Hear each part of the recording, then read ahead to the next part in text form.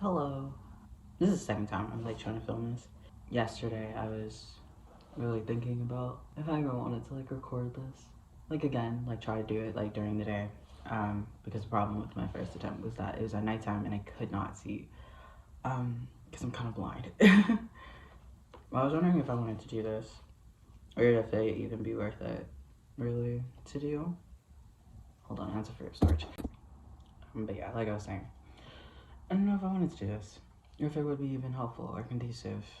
Because my first attempt was sort of I'm gonna tell you everything that happened in the past year and where I was mentally and stuff like that. I'm going about it month by month. I wrote stuff down, and in a sense categorizing and writing stuff down, that was very helpful. So I was oh, I'm over that, or oh, I'm kind of over that, but I still need to work on this, and it was helpful in that sense. I feel like it would be more conducive to just sort of talk off the dome, glance at things if there's stuff I want to talk about. So just going month by month like I did last year. Yeah. January. No. I don't want to start in January. It's January through March really was kind of just pretty much it's the same. It's for all those 3 months. I was really suicidal for the first 3 months of the past year.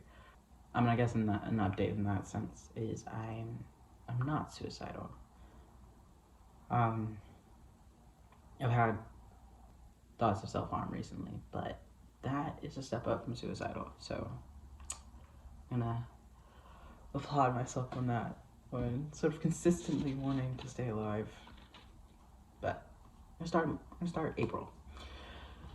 In April, a lot of things happened. I started testosterone. That is the biggest thing. That is the best thing in my entire life.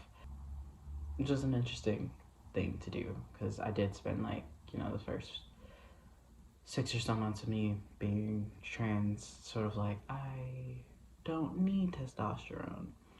I like the way I sound. People just need to respect who I am. And I say the way I sound because that was the biggest thing that really changed. It was a change that I was reluctant about, yet it is the biggest plus that I've had since starting testosterone. I got other changes facial hair and so much body hair. I'm so hairy now, and I look like a tiny linebacker. That's what I tell everyone, and that's what my boyfriend tells me. I look like a tiny linebacker. Tiny because I'm short. That is something. It's a bit of a delusional one. Maybe I'll get taller. I didn't. I think I just missed the age, or not really age, the point of my growth of where I would grow, but I didn't. I'm happier though.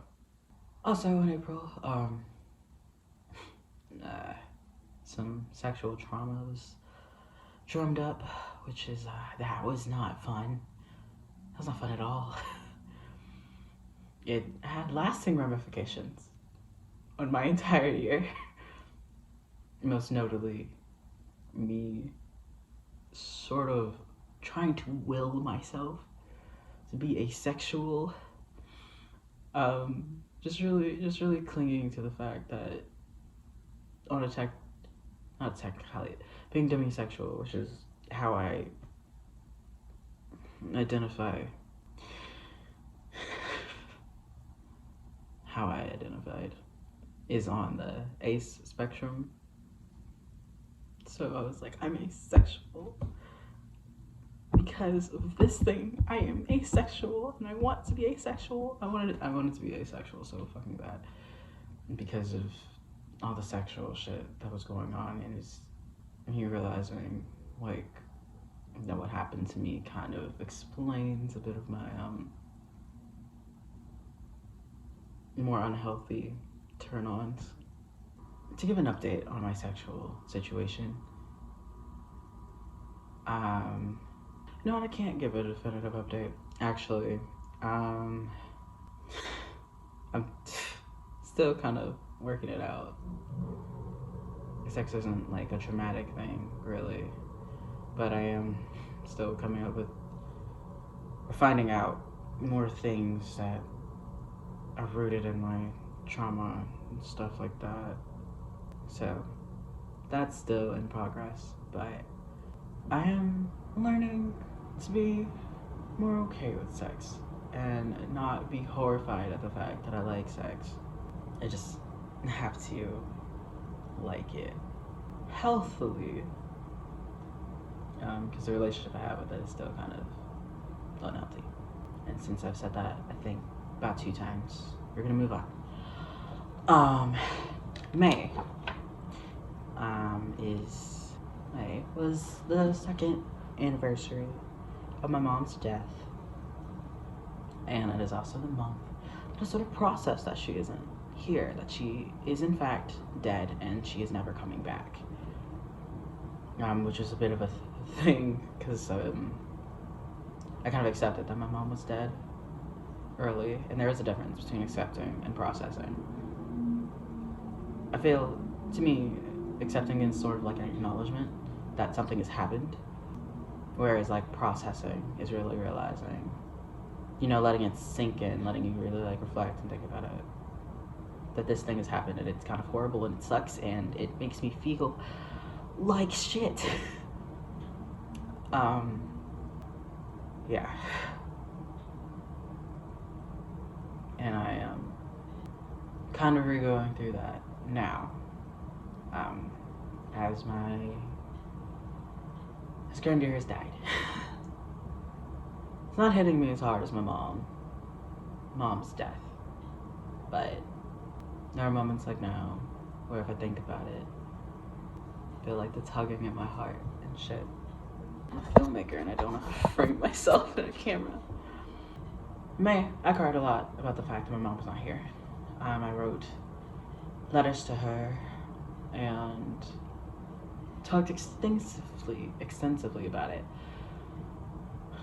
to one of my many therapists in the first half of this year. I did it in the first time I tried to film this, and I didn't think I would do it again, but yeah, I'm feeling like doing it again. I had 6 therapists like this year. Like 6 therapists in like 6 months. While like all this shit is like going on, while I'm like spending the first 3 months of this year suicidal, while I'm uncovering like the fact that I was raped. I'm like trying to process my mother's death, like fully, like actively trying to do it. I got all this shit going on, and I've had like 6 different people, and they all have like vastly different like opinions on how I should be handling it, how I should be like feeling.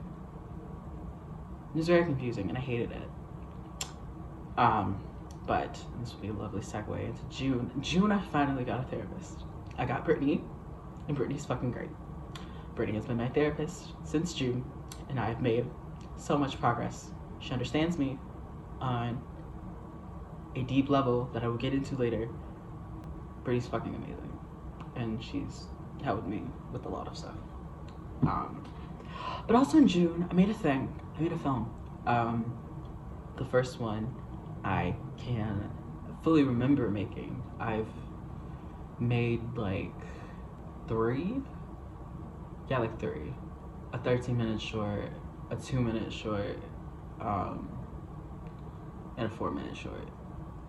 And I only remember making the 2-minute one because I was really excited about making it, because it was like the first time I was like, actively like pursuing my dreams. The 13th one was just like an after school thing I did. And the 4th one happened in the year where I just dissociated, and it wasn't a full year, it was like 10 months. And I talked about that in a past video. But yeah, this is one I remember making. actively remember making, and I got to sort of do all the planning like on myself. Like I did it on my own, wasn't connected to school. I like cast people, I scouted locations, even did like guerrilla warfare or like filmmaking tactics of like filming at a cafe but not telling the cafe owner what I'm doing. Yeah, and you know, and did other illegal things like park illegally. I got a ticket that day. Overall, the thing was fun. Like making a film. It was fun, and I can't wait to do it again this coming summer. Yeah, because I've sort of decided that now that every summer I will try to make something like some kind of short while I don't know, build tasks, funding, money, so I can make one of the features, many features that I am writing. I also made a friend. Got closer to a friend, my friend Tyler. He's pretty cool. I need to text him more. Try to hang out with him more, even though he lives all the way in Indiana. He's my friend, and I miss him. So, yeah, I should talk to him more. I'll get into like new resolutions at the end. Jesus Christ, there's so many things written for July. Okay. You're gonna have to take my word for it because I'm not flipping around to the page. Like here, like right here is like the months. These are May and June. I have like, you know, like very few things to talk about in May and June. For some reason, this fucking July. You see how much is there? I don't know whether there's any things there. Oh yes, I do. I do know. You should know too. If you're a avid watcher of my channel, I made a lot of videos in July about because July was where I sort of discovered, well, okay, not discovered, due to the fact that my making of my short in June went so well. I was just sort of on the streak of like, I need to capitalize on my writing, and let's like every type of writing that I do, not just like scripts, like my poetry or my little like short stories that I write in my notes app at the dead of night when I am sad. Well, not sad. They're not all of them sad. They are products of me processing emotions, really. Sort of markers of growth. And so, because I was trying to capitalize on like my writing, I just wrote a bunch of shit and made everything into something, and blogs and poems and thoughts, and it was a lot. It was a lot. And because of that, I was going through like my notes app and my photos. There is like so much writing and so much things that have to do with reflecting. Also, I made a lot of pic crews, and I started being on TikTok. A lot was going on the summer of 2021. Not gonna lie, I felt kind of invincible and that I could do anything. Oh, yes. I also, with the help of Brittany started me on what is honestly the most helpful coping mechanism.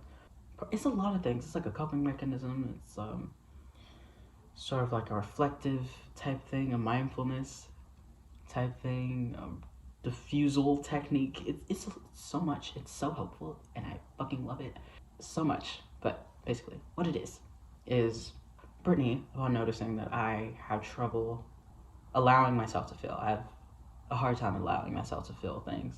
It's not even like on purpose at this point. Like it's so ingrained within me to like conceal and not feel things that I just don't. Like whenever a large feeling comes about, I'll like feel it right up into the tipping point, and then it just nothing.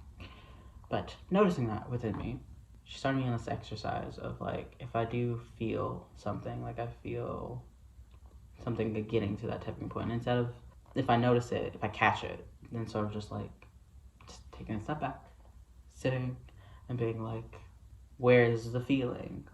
What does it look like? Is it within you? Is it detached from you? Like, sort of like giving the feeling like a form and a shape. Giving the emotion life. And fun fact, that's how I have Steve the moose. my emotional support moose is from that exercise. Because I was really fucking sad, like, one day in July. And she was asking me to sort of, like, doing the exercise. And I realized what I was describing was a moose. And it wasn't like I was actively describing a moose. It's just like that's what it was. It was like this sadness is like, it's very large, but it's also like gentle, but also has the ability to kill me without thinking. And I'm like, that's a moose. And I love meese. So, sort of like giving it a form, and then an extension I did on my own, giving it a name. Doing that with various emotions sort of helps me, I don't know, not shun them out, because I'm a very empathetic person. At least I'd like to say.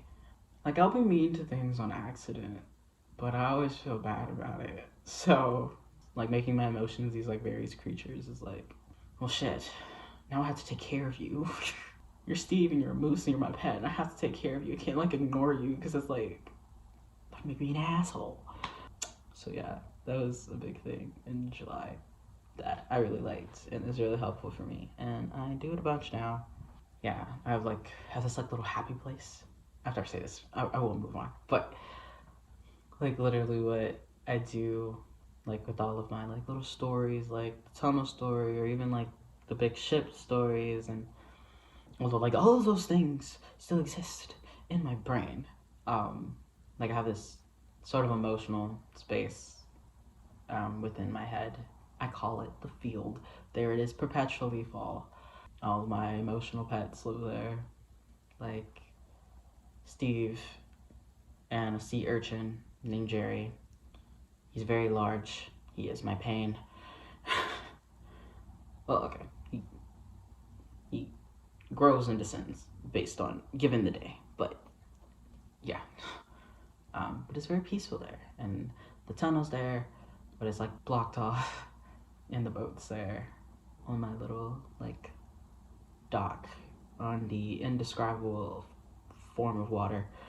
Yeah, that's where I go to deal with my emotions. I go there nightly to write in my journal.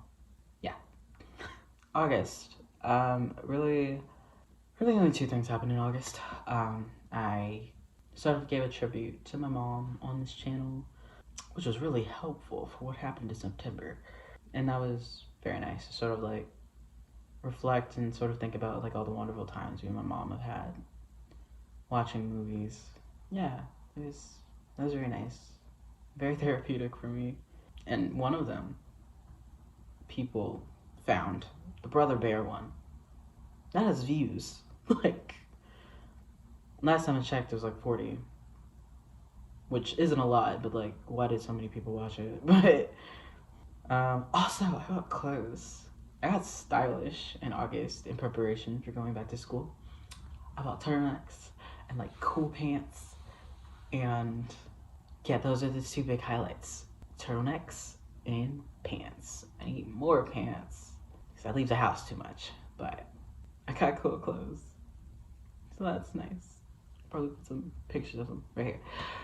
But yeah, September, I returned to being a full-time student, while also dealing with the untimely discovery that I had an abusive childhood. No fault to my mother and grandmother. They raised me the best that they could. I was really emotional, and my mom could not handle that. And that led to me developing some really, really bad habits in terms of like feeling. Yeah. And I have spent, like the past 2.5 months dealing with that. It was very interesting, sort of dealing with that though, because it's like, I know my mom loved me. I know my mom did her best. Same with Grandier. And even like, bringing my dad into this, I know he loved me too. It doesn't change the fact that I dealt with literal neglect from my father and emotional neglect from my maternal figures. But yeah, it's over now. Well, it's not over. I'm still sort of unlearning some of the bad coping mechanisms that I developed because I grew up the way that I did. But I don't blame them. In fact, that was really like the biggest struggle. Is I was in a situation that would typically make a person angry, but I wasn't angry, which made me angry. It's like Brittany was just like, it's okay to be mad. I understand you might be feeling some resentment, and I'm like, I'm not. I can't get mad at them, and it wasn't because. Okay, well, it's partially because my mom was dead, but you know, yeah. Anyway, oh,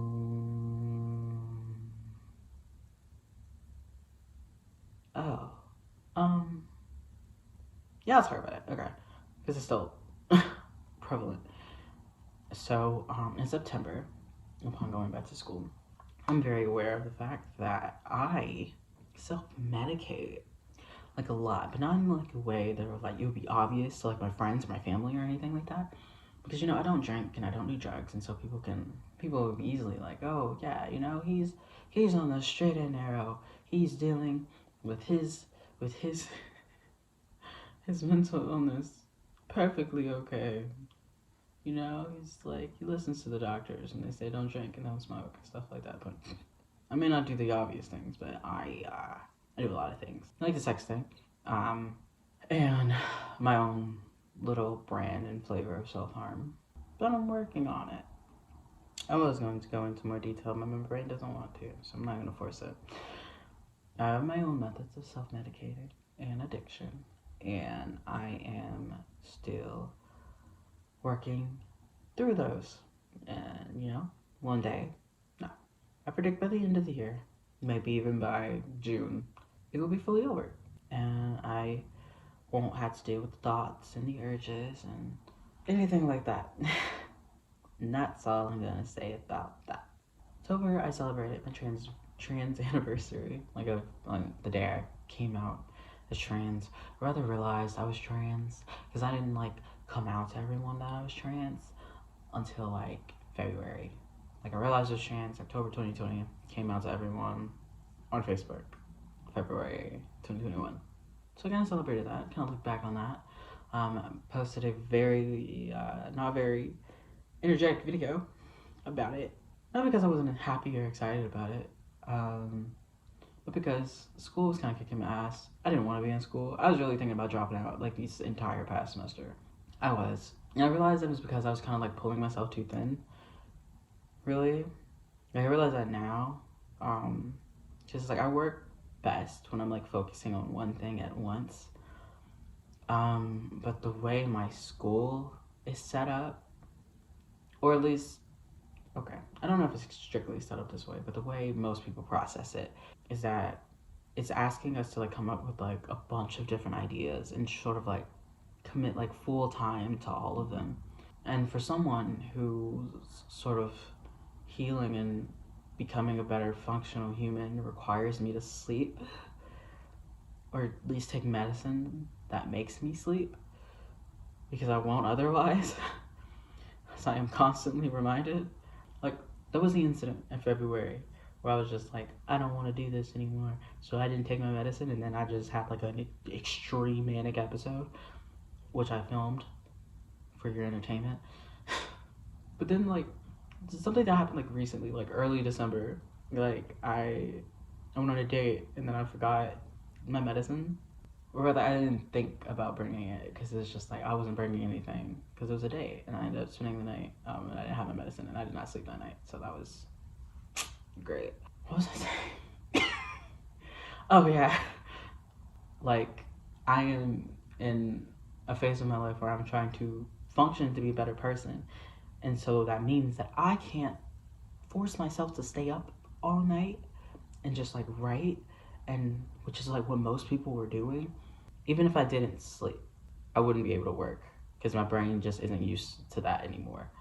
And so with that, it was very hard for me to like function this semester because I had all these different things and I couldn't dedicate full time to them and also take care of myself. And so yeah, I wanted to drop out. I didn't though. And I think, with that knowledge, with be sort of going through a semester of like what not to do, I know that this coming semester will go better.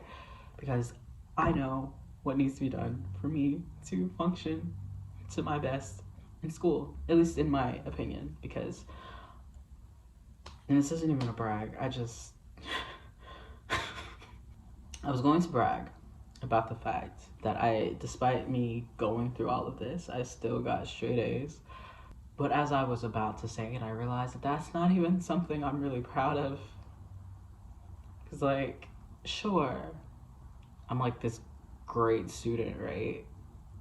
But what the fuck does that means nothing if my work is still shit. Especially like in art school, it's like they're not, or at least they shouldn't.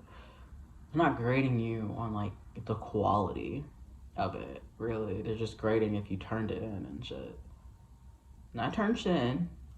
Was I proud of all of it? No. But it's there. It's in the system. That's why I got A. Okay. School rants. Over. How did I even get on school? I was talking about being trans. Oh, yes. The transversary video was lackluster because I was upset because I was in school. But also, I think my like trans thing was kind of like lackluster because I will be honest, like somewhere in the summer, yeah, it was filming my short. There was like a solid 2 weeks where I didn't like think about the fact that I was trans. And so that sort of feeling, like being around people who like know that my name is Jackson and for the most part acknowledge the fact that I use he, him pronouns. I don't think about the shit. Not really. Yeah, like you can even like see that like on TikTok. I feel like the first 4 months I was like, hi, my name is Jackson and this is my voice. 4 months on T, I like did that. And then my voice got to a point where I liked it, so just because I didn't do it anymore. So yeah, so I don't really think about the fact that I'm trans. I only really think about it when I go around with my family and they do weird shit, like I don't know, like my father. He's noticed like my change in my voice and like like the changes I've been going through. He notices it. Because before they really started happening, though I told him my name is Jackson, he would still be like, oh yeah, which was annoying. But as my voice started to change and as my appearance starts to change, now he just like he's more used to calling me Jackson than he is calling me. Like he has to think about it sometimes when he's in front of my brother, who still doesn't know, which is annoying. Okay, you know what? At this point, I'm sure my brother knows. He doesn't have the word for it, and he doesn't really talk. He doesn't like questioning interpersonal issues, which is very interesting because it's like he doesn't like questioning interpersonal issues. But I remember as a kid, I was nosy as fuck. I need to know everything. What's going on? It's none of your business. You're a child. I don't care. Tell me. Whereas he minds his business, so he just doesn't talk about it. But I'm sure he's noticed. But yeah, when I'm around my family, it's the only time I think about it. Oh, and the other stupid shit that they do, other stupid things that my family does that make me remember that I'm trans, is acknowledging that my name is Jackson, but still using she, her pronouns or referring to me as like feminized titles. Like to my aunt, I am her niece, Jackson. To my grandmother's immediate family, I'm Jackson, Sally's granddaughter. Or Jackson, Janetta's daughter. Like, and it's funny because I just went down there for like my grandmother's funeral and it was hilarious because like, we're gonna come back to that. Anyway, November, okay. So November, the biggest thing that happened to me in November was Animal Crossing. It happened, the update came November 4th, and so that was kind of like the biggest thing for all of November. And Animal Crossing being a big thing is, I didn't mention it, but in July I stopped playing Animal Crossing. I was like, I'm done. I don't need this tether to like focus on my anxiety and stuff like that. I don't need it anymore. It was getting kind of boring. But then the update happened, and I decided that because of the update, I was going to redo my entire island, and I did. And I was going to do a video showing it off. But that's a lot of work, like a capture card. So yeah, my boyfriend bought me a capture card because he's great. So yeah, I will do my island tour. That will be the next thing after this. Yeah. And I don't feel like it. Okay, it wasn't the biggest thing, but like I like titled all of the things and like for each month, and that was what I titled November Animal Crossing. But internal thing that I was going through in November is the pressure of being the love of my life's husband. Because due to how stressed out I was, due to how I was going about this semester, I was like, Jordan's very ambitious, and I love that about him. It's one of the main reasons I want to be with him. Like, literally, it was like draw number one all those years ago. But he sort of has like this thing, like he wants to conquer it all, which is great. Me, I don't want to conquer anything. I just want to write. I just want to write stories. And if I happen to conquer shit, yeah. We still talked about it. I still stand by what I said though. And he still stands by his feelings that, that's basically conquering shit. You're still conquering it, just if you don't call it conquering. And I'm like, that's fair. But calling it conquering, from my perspective, makes me uncomfy. So I don't call it that. Also in November, I started sort of reflecting on the fact that how I treat people, which is something I'm still actively going through. Especially like this whole thing with Grandier. I didn't talk to her as much as I would have liked, whether that be because she couldn't answer the phone or I just didn't have the emotional energy to talk to her, because that was kind of like a thing that was floating over my head the entire like past semester. Because I went into the semester her talking about she's gonna die. She's not gonna die, like she wanted to die, and fuck man. And she kept asking me to go down there to see her, so she could die. And I was coming up with every single reason under the sun about why I could not go down there. Then when I finally planned to go down there, because she got really sick, like mentally, she stopped dating and talking. That's when I was like, oh, okay, well, fuck. It's like I might not get a chance again, so I have to go down there. Unfortunately, I did not make it. She died, like, immediately the second my semester was over, so that hurt a lot. But it's sort of, like, amplified about thoughts that I was having, like, in November, like, how I treat people, how I should probably talk to people more instead of being so isolated, which is a big plus, because that was kind of, like, my whole thing, like, this entire year. It's like, I don't want to talk to people. Talking to people, having relationships with people is very hard work, and I couldn't do it. I couldn't do it at the time. There were many times, like, I saw that my friends texted something in group chat, but I didn't look at it, or I noticed someone texted me, and I don't look at it, because I'm like, talking to people seemed like a lot this majority of this year, but I'm over it now, mainly. Like, I have an active want to talk to people and maintain relationships that I have, which is good. Because if I continued down the way that I was on this year, I would probably end up a very lonely person, and I don't want that. I think that's it. Yeah, it is it. Okay, so what I was dealing with in November is basically what I was dealing with in December, so that's a twofer. Now, as for this year, I'm going to start with the trans stuff, because I did put a pin in that earlier.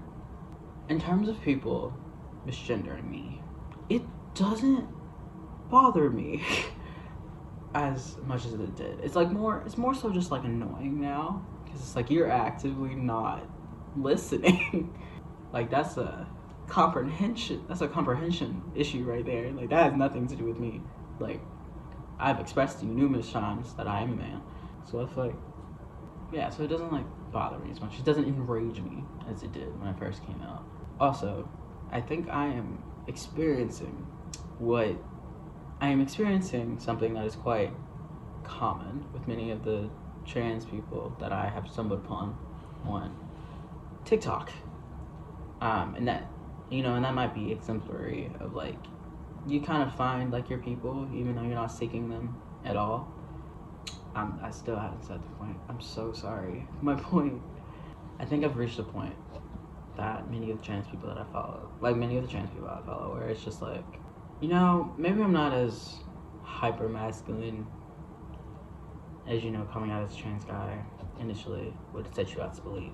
Though, I will say, I never, because it's like my voice is like at a good place, and my muscular physique is at a place that I like. So I'm like, cool, we can wear heels and dresses now.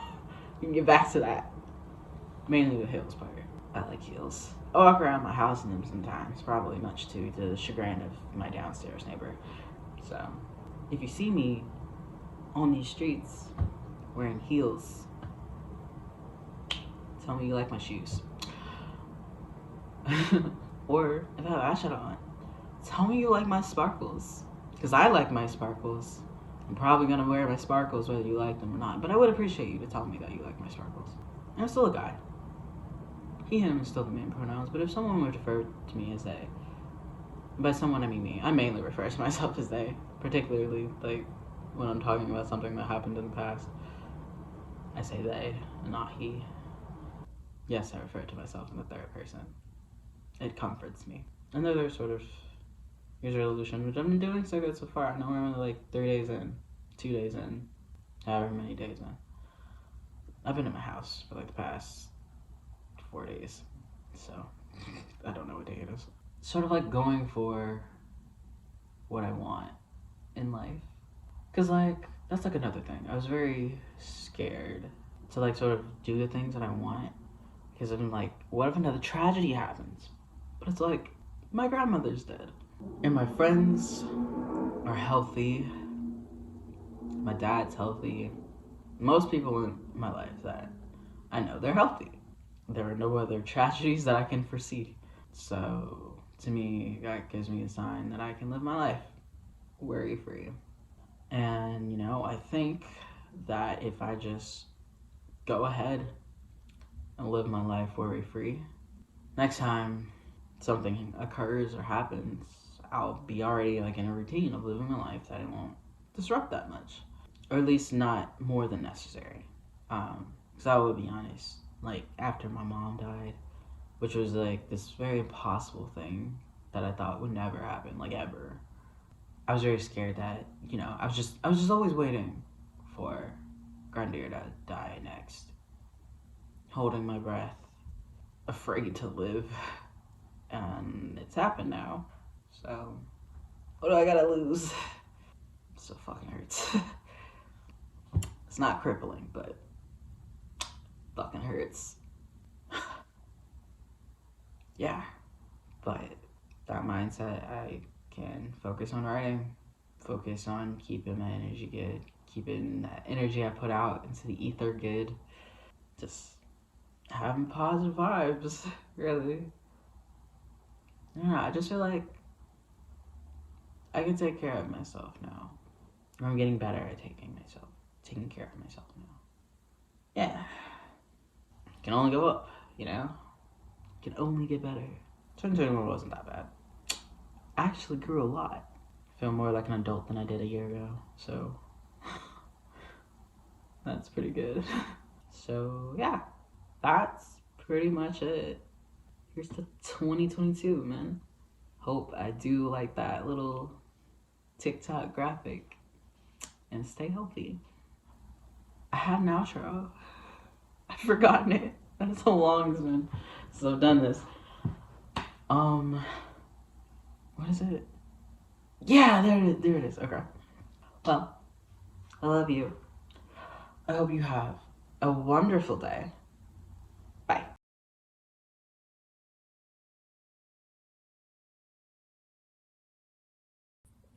You have a great day. Here's to 2021. May it be a year full of things.